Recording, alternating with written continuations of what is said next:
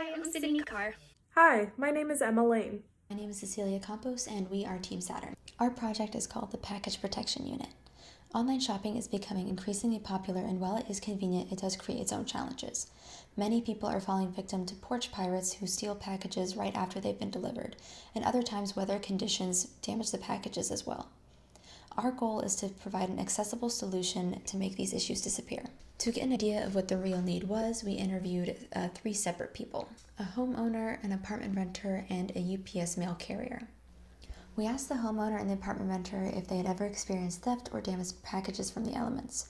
We also asked their current frustrations with the delivery services and what they do now to protect their deliveries. Lastly, we asked them if they'd have space for a place to protect their packages. Both parties explained that they had experienced theft in the past. However, Ballard stated that she had deliveries damaged by weather as well, while Shelton had not. They both also stated that they make a point to be home when they receive packages, even though it's inconvenient. Our interview with Ramos confirmed that the number of complaints about stolen or damaged packages has increased, but that there isn't much they can do after they've dropped off the delivery.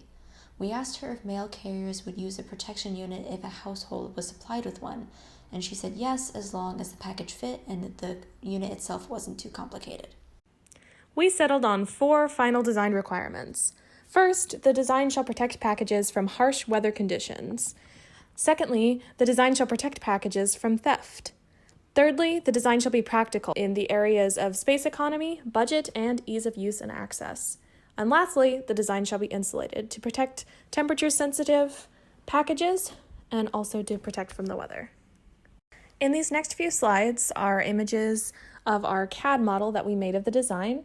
This first slide has the left-hand side transparent, so you can see the inner workings. The top is removed, so you can see a little bit easier, but there's a hinge on the top, the sliding middle panel, and a side view of the bottom drawer. In this next slide is a more detailed view of the drawer and the sliding middle panel on its own. You can see the tracks and the pin pad and the gear mechanism used for the middle panel. First, I will explain the mechanical and electrical functionality of the drawer component of our project. First, we have the keypad, which is wired into pins 2 through 9 of the Arduino, which allows the user to input a correct or incorrect passcode and the computer to recognize it. This Arduino is not currently plugged in, but if you'd like to see this in action, refer to the demonstration section of this report. These LEDs are wired into pins 11 through 13 and connected to the ground with resistors. The red and green LEDs respond to whether the correct or incorrect password has been entered on the keypad, and the blue LED responds to this temperature sensor, which checks the temperature inside of the drawer. This is wired into the ground, the 5 volts, and the A0 analog input pin into the Arduino. Next, I will explain the middle panel, which allows the package to fall from the top once it's placed in to the drawer that we just opened. As you can see on the sides here, there are gear tracks, which allow the panel to move up and down, and there is a stepper motor here, which pulls the string like a pulley, allowing the panel to move up and down. As you can see, the actual panel is a piece of cardboard with 2 dowels with gears zip tied to either side of it so that it can roll up and down as pulled by the motor. So the first part of this project is the lid. So you open the lid in order to place the package in. Now this lid will open automatically with this motor here, and I will show you how. Connected to this motor is a threaded rod with an aluminum tube epoxied to a nut. Now when this motor spins, this threaded rod moves this nut up or down to extend or retract the aluminum tube, which will push the lid open or close. Now, this only works if this aluminum tube is held steady. So this lid is will be zip tied to the aluminum tube so that this won't spin. Now, I don't have that zip tied right now so that I can show you that better. This threaded rod will fit into this coupler of this motor, and once it's tightened, the motor will spin and this will extend, pushing the lid open. You will also see in here 2 distance sensors, one down below, which can tell if the package has been placed into the box, and one up above, which can make sure you don't have any hands in the lid before it closes. Now, the lid won't begin closing until it can tell that a package is in here and there is no hands in the way of this.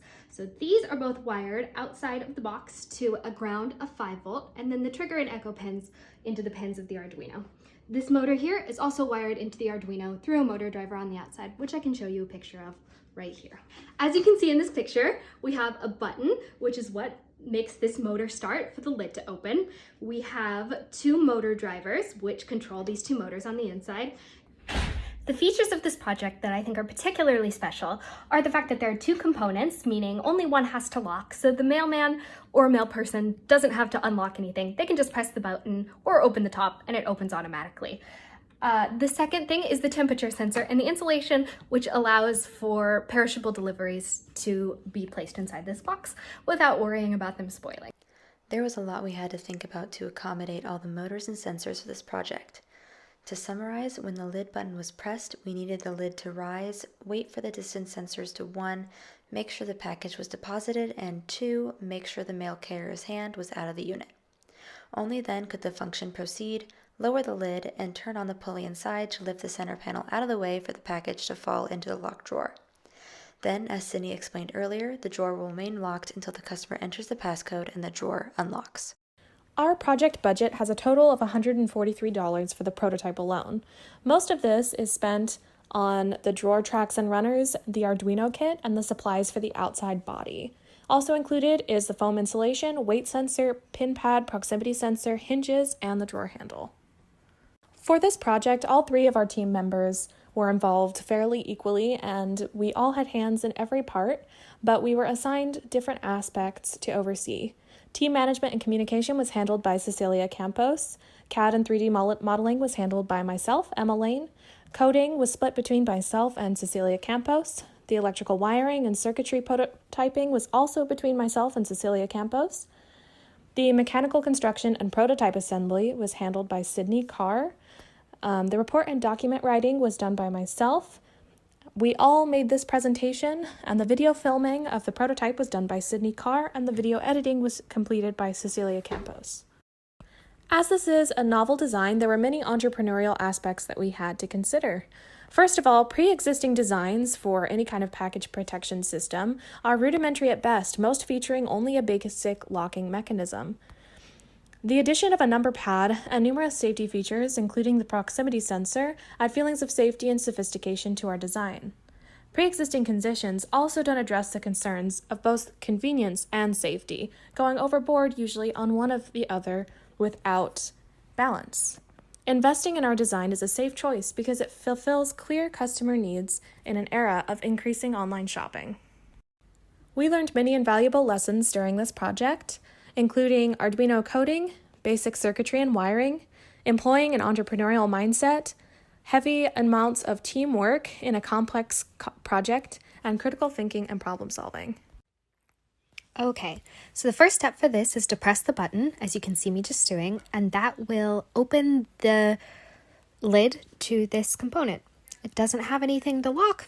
If you're the mailman, you just come and press the button. It'll start opening just as you see here. This is obviously sped up a lot because the motor that we're using isn't very powerful, so it takes a little while since this is a prototype. If this were the real thing, it would go a lot faster and I wouldn't need to step away. I could just wait.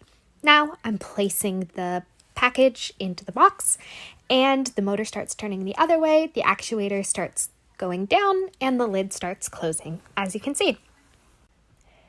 The lid won't start closing until the motion sensors inside the bottom one can tell that the package is there, and the top one can tell that there is no longer a hand in the way. At the same time as the lid begins closing, the middle part starts opening, but you can't see that here. Okay, now I'll show you how the middle panel works. See, we put the package in just like we did in the first video. Then that motor starts turning, pulling up on that string, which acts as a pulley until the package drops in, as you'll see in just a second. After the package drops in, the motor will start turning the other direction and it'll go down, but I won't show that in the interest of time. Obviously, this is also sped up. Okay, the last part of our project has to do with the customer retrieving the package from inside the drawer once it's been placed there by the mail carrier.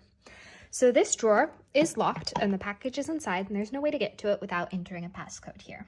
The password here is 1234 and you enter the passcode by pressing the pound key.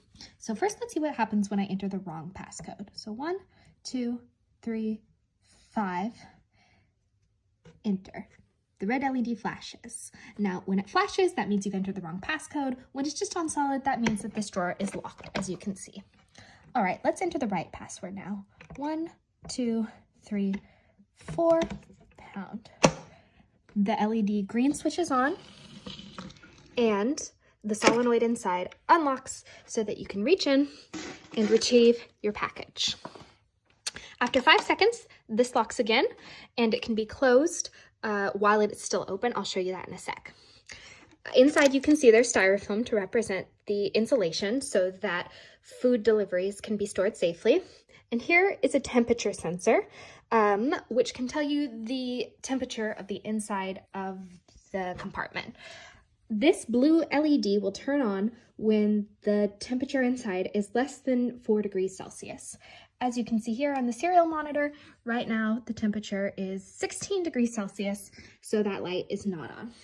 Once you've retrieved the package from inside, the drawer will close, and as the light is still red, it cannot be opened again until you re-enter the password.